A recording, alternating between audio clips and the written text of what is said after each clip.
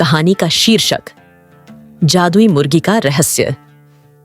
एक छोटे से गांव में मुस्कान और जोया नाम की दो बहनें रहती थीं। दोनों बहनों का दिल बड़ा और स्वभाव से वे मददगार थीं।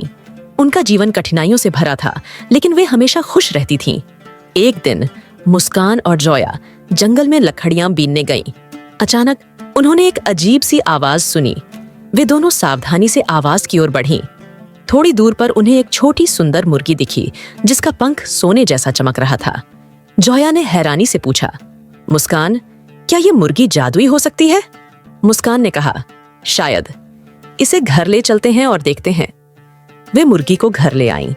अगले दिन जब जोया ने मुर्गी के घोंसले में देखा तो उसकी आंखें चमक उठीं। वहां एक सुनहरा अंडा रखा था। दोनों बहनें खुशी से झूम उठीं। मुस्कान ने कहा, जोया, अब हम इस अंडे को बेचकर अपने घर की हालत सुधार सकते हैं। जोया बोली, हाँ, लेकिन हमें इसे लालच के बिना इस्तेमाल करना होगा। हर सुबह मुर्गी एक सुनहरा अंडा देती। धीरे धीरे उनकी गरीबी दूर होने लगी। उन्होंने गांव के लोगों की भी मदद करनी शुरू की, लेकिन उनकी इस खुशहाल जिंदगी पर गांव के लालची जमींदार की नजर पड़ गई।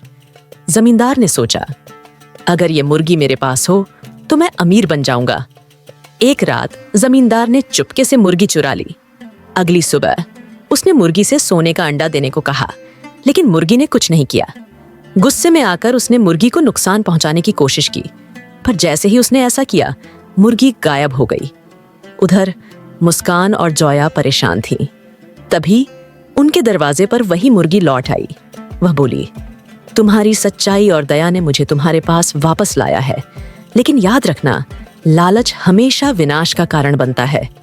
दोनों बहनों ने सिर झुकाकर धन्यवाद दिया और तय किया कि वे हमेशा दया और सादगी का जीवन जिएंगी।